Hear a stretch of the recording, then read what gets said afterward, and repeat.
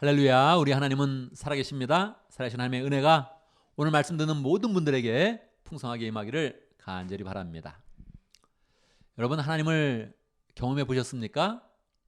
어떤 사람들은 저는 매일 하나님을 경험합니다, 그런 분도 있겠지요. 그런데 대부분의 그런 사람들은 하나님을 어떻게 경험을 하지 하면서 의아한 마음을 가질 것입니다. 하나님의 정의는 성경에 3번 나와 있는데 그 첫 번째가 하나님은 영이라는 것입니다. 영이라는 것이 무엇입니까? 스피릿. 스피릿은 우리의 눈으로 볼 수 없는 것입니다. 우리의 손으로는 더욱더 만질 수가 없는 것이죠. 하나님의 정의 자체가 우리의 눈으로 볼 수 없고 우리가 손으로 만질 수 없다는 것입니다. 그런데 우리가 어떻게 하나님을 경험할 수 있겠습니까? 대부분 하나님을 경험하는 것은 어렵게 생각하고 불가능하다 이렇게 생각을 하기가 쉽지요. 근데 여러분, 우리가 눈으로 보지 못해도 또 손으로 만지지 못해도 우리가 그런 생활 가운데 경험하는 것이 굉장히 많이 있습니다. 셀폰은 어떻습니까? 우리가 전화를 할 때 듣고 말하니까 쉽게 경험한다 생각을 하지만 셀폰의 기본적인 그런 내용은 전파를 통해서, 눈에 보이지 않는 전파를 통해서 되어지는 것이죠. 요즘에 사람들이 유튜브를 많이 보지 않습니까? 유튜브의 그 메커니즘, 유튜브가 어떻게 구현될 수 있고 우리가 볼 수 있는지 그것을 이해할 수 있는 그런 사람은 거의 없습니다. 유튜브도 다 전파를 통해서 이루어지고 있고 유튜브가 진행되는 모든 과정을 우리는 알 수 없지만 그냥 유튜브의 영상을 보게 되는 것이죠. 우리가 그런 삶 가운데 꼭 필요한 것이 무엇입니까? 사랑인데요. 사랑도 눈에 보이지는 않습니다. 손으로 만져지지는 않죠. 그렇지만 우리는 사랑을 경험하고 있지 않습니까? 그러니까 하나님을 눈으로 볼 수 없고 만질 수 없지만 분명히 하나님을 경험하는 그런 방법이 있는 것입니다. 오늘 우리는 출애굽기 3장을 통해서 하나님을 경험하는 방법을 함께 살펴봅니다. 출애굽기 3장은 하나님을 경험하는 그런 그 말씀 중에서 가장 대표적인 그런 말씀입니다. 오늘 우리는 출애굽기 3장의 그런 내용을 통해서 하나님을 우리가 어떻게 경험할 수 있는지 한번 살펴보도록 하겠습니다. 또한 우리가 하나님을 경험할 때 꼭 우리에게 필요한 반응이 있습니다. 우리가 하나님을 경험할 때 우리가 어떻게 반응해야 되는지 함께 생각해보고 또 우리가 하나님께 온전히 반응하여서 하나님을 풍성히 경험하게 될 때 우리의 그런 삶 가운데 어떤 축복이 있는지를 함께 생각해보도록 하겠습니다. 오늘 말씀은 출애굽기 3장입니다. 출애굽기 3장에서 하나님이 모세에게 나타나십니다. 성경에는 하나님이 나타나시는 그런 모습이 여러 번 기록되어져 있습니다. 그래서 우리는 성경을 보면서 하나님이 또 나타나셨구나 자연스럽게 받아들이기가 쉽죠.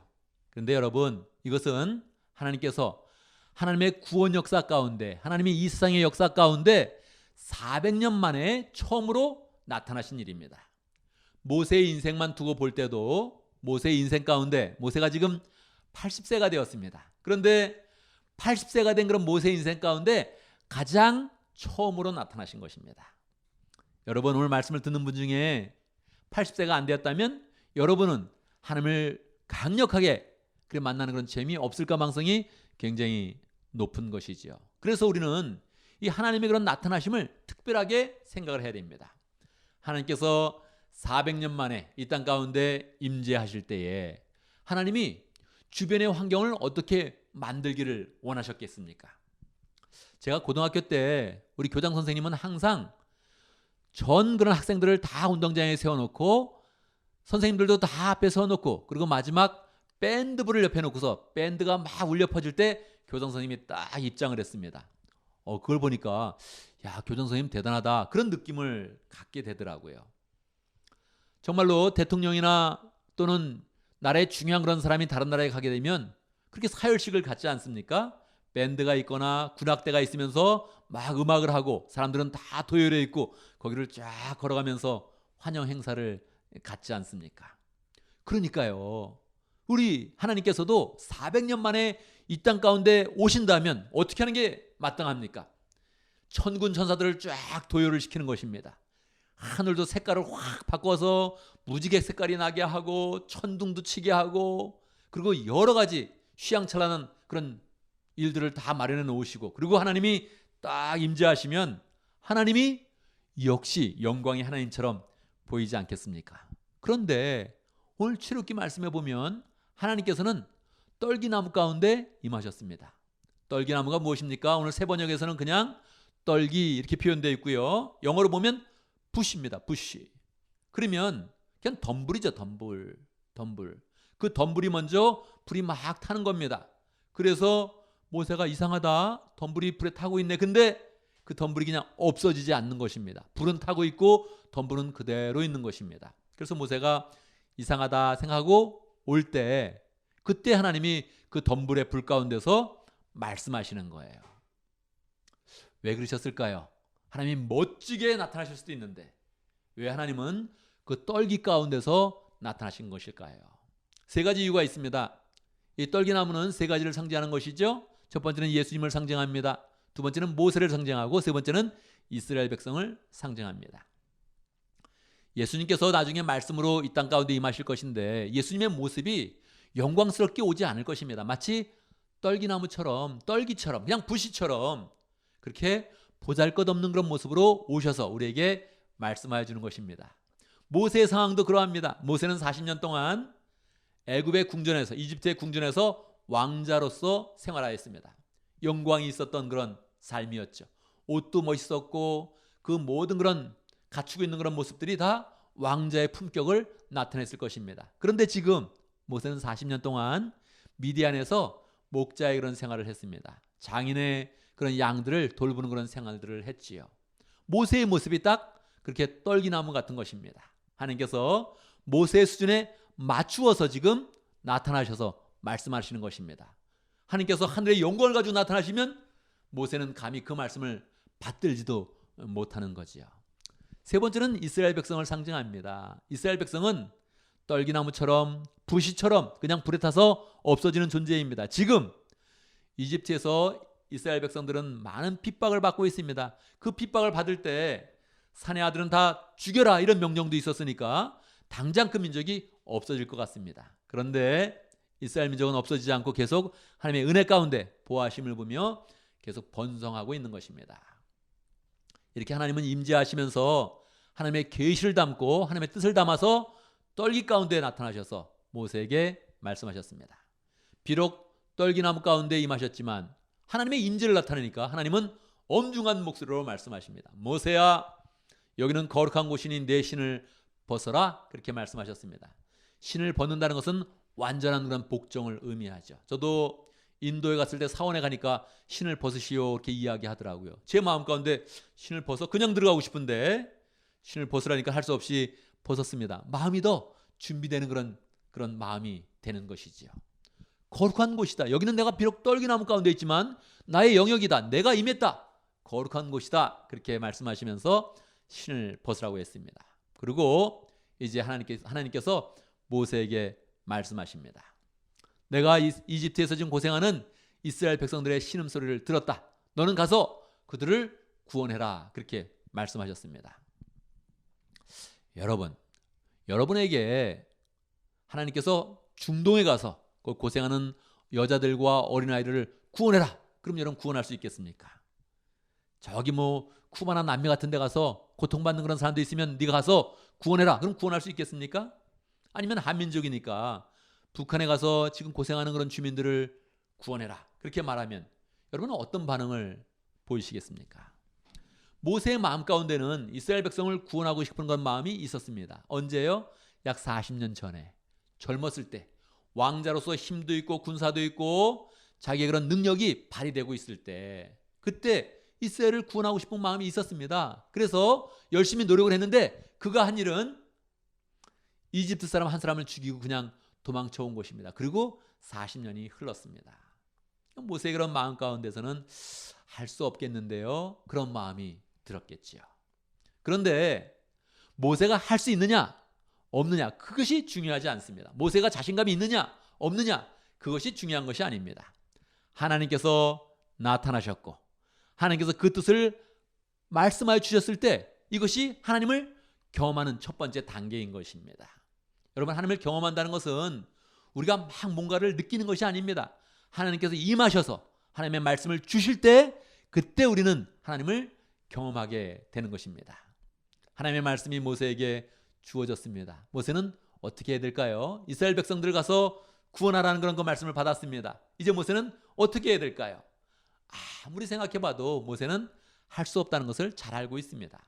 왕자일 때도 못했는데, 자기가 사람을 죽일 때도 구원하지 못했는데, 이제 양들을 치고 있다가 더군다나 나이도 먹고 할아버지가 되어서 무슨 힘으로 가서 구원을 할 수 있겠습니까? 누가 그를 알아주겠습니까? 이스라엘 백성들은 과연 모세를 반기겠습니까? 그가 이스라엘 백성을 구원할 수 있는 그런 방법은 아무것도 없는 것입니다. 그는 할 수 없다고 대답을 하지요. 그런데 여러분, 결과는 어떻게 됐을까요?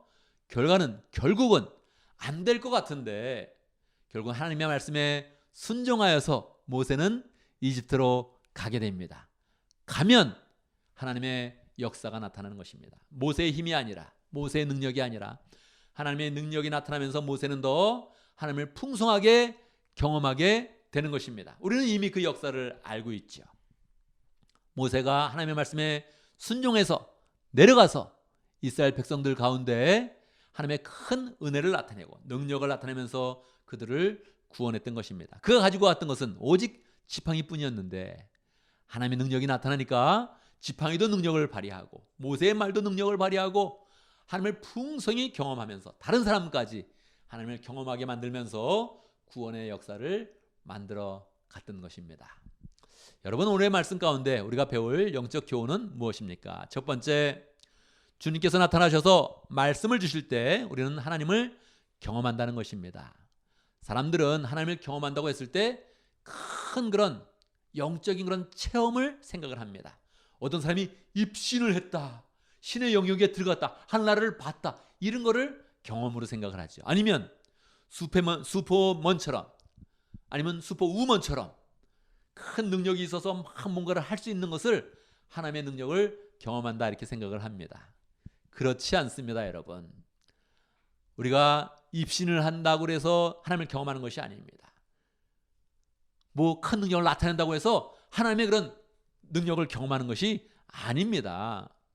이것은 다 사람의 입장에서 생각하는 거죠. 우리는 사람의 입장이 아니라 하나님의 입장에서 생각하는 법을 잘 생각을 해봐야 됩니다.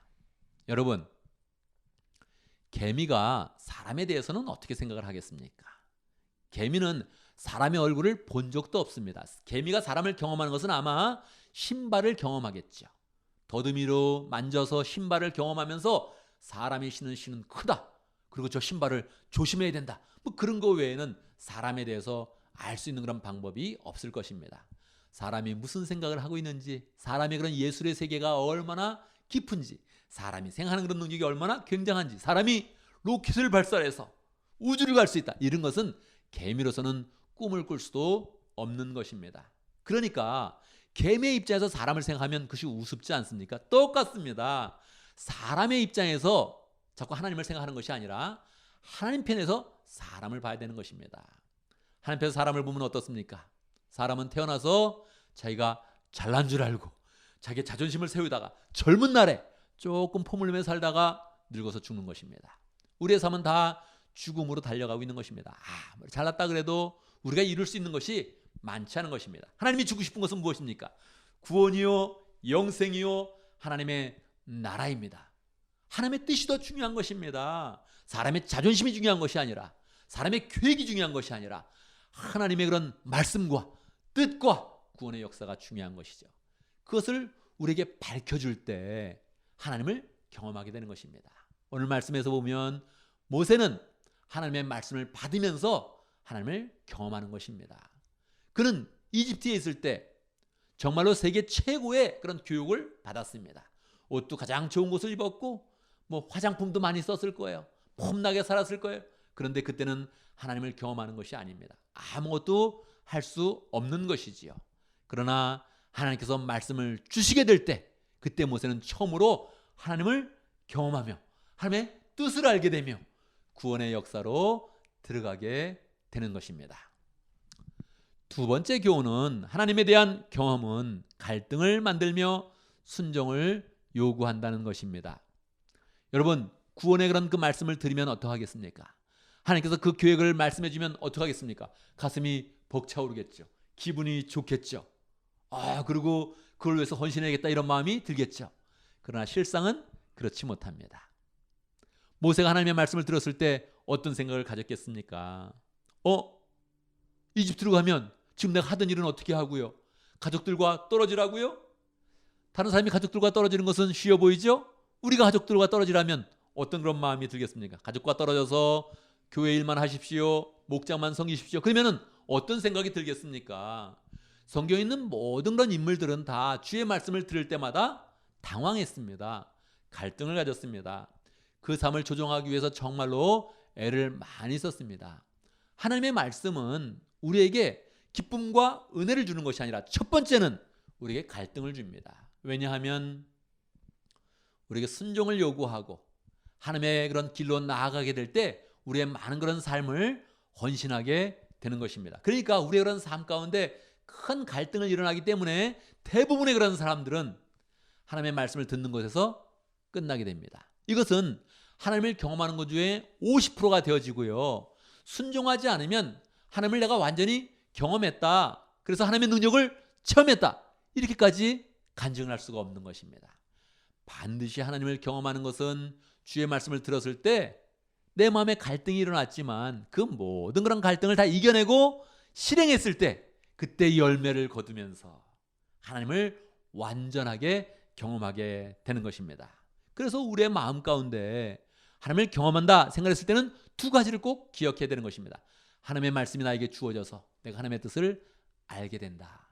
두 번째는요, 내가 그 말씀을 순종해야 된다. 순종이 너무 어려운 것이지만 순종으로 나갈 때만 하나님을 풍성히 경험하게 된다. 이 사실을 꼭 기억을 해야 되는 것입니다. 모세는 정말로 하나님의 그런 말씀을 순종해서 나아갔으며 거기에서 하나님의 큰 능력을 경험했고 자기뿐만 아니라 이스라엘 모든 그런 사람들, 그 사람들이 하나님을 경험하면서 대대손손 하나님의 그런 구원 역사를 크게 펼치도록 인도해 주었던 것입니다. 이 말씀을 우리의 그런 삶 가운데 어떻게 적용할 수 있겠습니까? 첫 번째, 떨기 가운데 나오는 주의 음성을 들어야 합니다. 여러분, 하나님을 경험하는 것은 하나님의 말씀을 먼저 듣는 것입니다. 여러분, 주의 음성을 듣는 그런 기회가 있다면 한번 들어볼 그런 그 마음이 있습니까? 주님의 음성이 있다면 여러분 듣고 싶습니까? 대부분 사람들은 저도 듣고 싶어요. 그런 이야기를 할 것입니다. 그런데 주의 음성이 너무 멋지게 영광스럽게 그렇게 나오지 않는 것입니다. 주님의 음성은 떨기 가운데 나타나는 것입니다. 덤불 속에서 들려지는 것입니다. 무슨 뜻입니까? 주의 음성은 한번 우리에게 덮여서 나오는 것입니다. 그래서 주의 음성을 듣기가 어려운 것입니다. 주님의 음성, 하나님의 음성은 가장 보편적인 그런 방식은 성경을 통해서 그리고 주일 설교를 통해서 듣는 것입니다.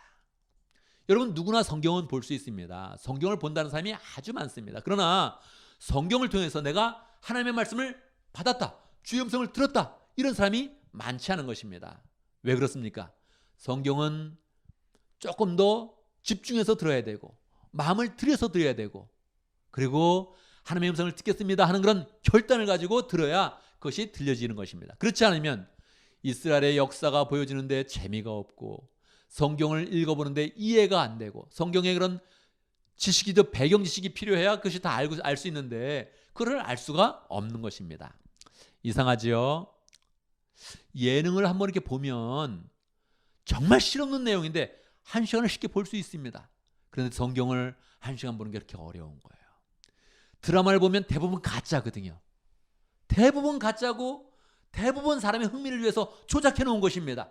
그런데 그것에 몰입되어서 드라마를 1시간 보고 영화를 보면 2시간까지도 우리는 보는 것입니다. 그런데 우리는 성경으로 들어가지 못하는 것입니다. 2시간을 집중적으로 성경을 보는 것이 그렇게 어려운 것입니다. 제 영상은 대부분 7분짜리로 만들었습니다.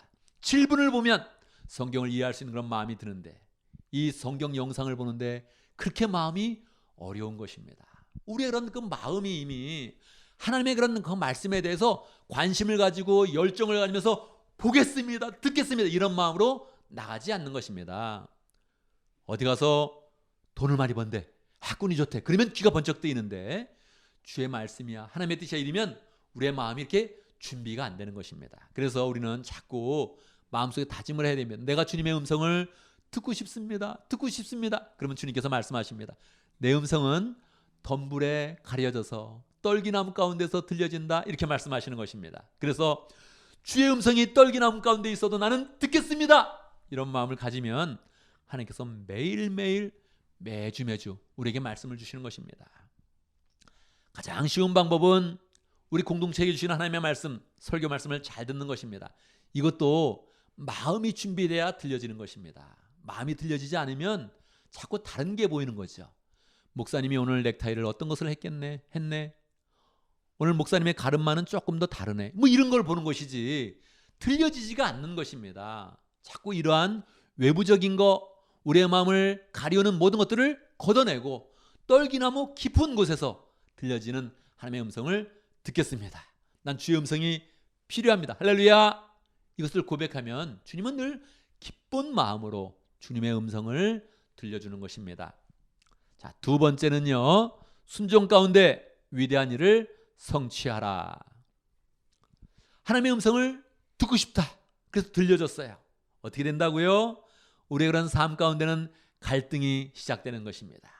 성경의 모든 인물들은 다 갈등 속에서 주님의 말씀을 받았어요. 여러분, 노아처럼 가서 배를 지어라. 내가 홍수를 내릴 테니 배를 지어라. 그런 말씀을 들으면 여러분은 어떤 생각이 드시겠습니까? 제가 직장 끝나고 와서 짓겠습니다. 그럼 하나님은 말하죠. 직장 그만두고 배를 지어라. 그렇게 말씀하시면 여러분의 머릿속에 어떤 것이 떠오르겠습니까? 재료비는 어떻게 됩니까? 배를 질 때 월급은 누가 줍니까? 이런 생각이 들지 않겠어요? 노아가 그러했습니다. 노아가 120년 동안 배를 만들면서 그런 생각들을 가졌던 것입니다. 여러분은 아브라함에게 네 고향을 떠나라. 그러면 어떤 마음이 들겠습니까? 여러분에게 지금 고향을 떠나서 다른 데로 가라. 그러면 어떤 마음이 들겠습니까? 그러면 제 직장은 어떻게 하고요? 재산은 어떻게 하고요? 앞으로 거기 가서 어떻게 살고요? 이런 의문을 갖지 않겠습니까? 아브라함이 그런 생각을 가졌습니다. 노아나 아브라함이나 모세나 모든 사람들은 다 갈등 가운데 주의 말씀을 받은 것입니다. 그래서 주의 말씀을 받는다는 것은 내가 듣기 좋은 말, 내 마음을 감동시키는 말, 은혜로운 말을 들으려고 하는 것이 아니라 주의 뜻은 어디에 있습니까? 주의 구원의 역사는 어떻게 이루어지는 것입니까? 이 시대 가운데, 우리 교회 가운데, 우리 목장 가운데 구원의 역사는 어떻게 이루어지는 것입니까? 우리는 어떻게 영생으로 나아가는 것입니까? 이렇게 관심을 가지면 하나님께서 우리에게 말씀을 주실 때 분명하게 주실 수 있는 것입니다. 우리가 그 말씀을 받고 기쁨으로 받아서 순종하겠습니다. 이 말씀이 세상의 경향과 세상의 유행과는 다르지만 내가 주님을 순종하겠습니다. 이렇게 할 때 거기 하나님의 능력이 임하는 것입니다. 모세는 분명히 내가 할 수 있다 이런 마음으로 이집트로 가지는 않았습니다. 그러나 내려갔을 때 그가 가진 것은 지팡이밖에 없었지만 지팡이 가운데 하나님의 능력이 나타났고 그의 입술 가운데 하나님의 능력이 나타났고 모세는 바로에게 마치 신처럼 보여졌습니다. 그래서 바로가 꼼짝을 못했던 것입니다. 우리가 주님의 말씀을 순종하면 우리의 입술은 달라질 것이고 우리의 말은 달라질 것이고 우리의 행동은 다른 능력을 갖게 될 것입니다. 그래서 우리는 순종하는 것이 필요한 것입니다. 사실 우리는 우리 스스로 전부 다 순종해서 하나님의 뜻을 이루지는 않습니다. 우리는 예수님이 이루어놓으신 순종의 길을 가는 것입니다. 예수님이 십자가 사역 가운데 우리의 죄를 다 용서하시고 우리를 하나님의 사람으로 만들어주시고 이제 하나님의 사람으로 살아라 그렇게 말씀하시는 것입니다.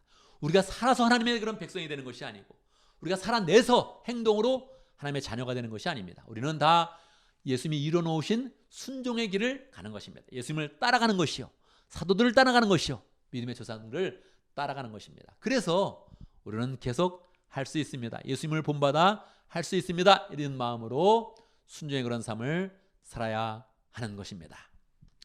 여러분, 하나님을 경험하는 것은 막연하게 느껴지지만 하나님은 명확하게 우리에게 하나님을 경험하는 그런 길을 마련해 놓으셨습니다. 주님의 말씀을 주십니다. 어디에 있다고요?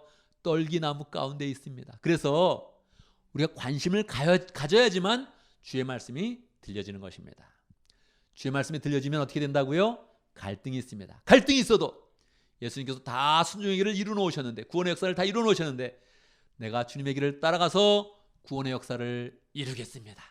하나님 나라의 그런 구원을 성취하겠습니다. 이런 마음으로 나아가면 하나님께서 계속 우리의 그런 삶을 축복하여 주시고 우리 하는 모든 일 가운데 하나님의 능력과 은혜와 축복을 주시는 것입니다. 기쁜 마음으로 주의 말씀을 받고 그 말씀을 순종하는 그런 가운데 예수님의 능력을 풍성히 나타나고 예수님의 사랑을 나타내며 그 은혜 가운데 승리하는 복된 삶을 살기를 간절히 바랍니다. 아멘. 아멘. 이 시간 함께 기도합니다. 말씀을 기억하면서 기도하겠습니다. 주님, 내가 막연하게 주의 음성을 들으려고 했는데 주의 성경을 통해서 주의 설교를 통해서 주님의 음성을 듣게 해주십시오. 기도하고 주의 음성이 들려질 때마다 하나님의 뜻을 알았을 때마다 순종할 수 있는 은혜를 주십시오. 순종할 수 있는 마음을 주십시오. 함께 기도하고 순종의 삶을 살아서 열매 맺는 삶을 살게 해주십시오. 함께 기도하겠습니다. 기도합니다.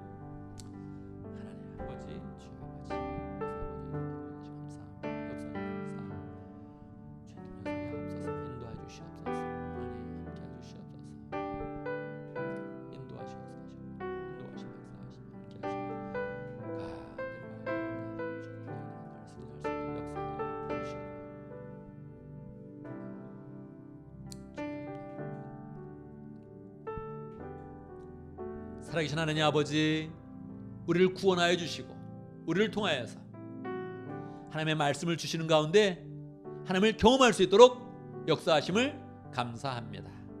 주여, 우리의 마음 가운데 주의 말씀을 사랑하는 마음 주시고 주의 음성을 듣고자 하는 열정을 주시고 주의 음성 들어서 그때마다 순종하는 가운데 주의 능력을 풍성히 경험할 수 있도록 인도하여 주옵소서. 이 땅 가운데 가장 복된 삶, 영광스러운 삶, 하나님을 경험하며 그 능력을 나타내는 삶을 살아갈 수 있도록 인도하여 주시옵소서.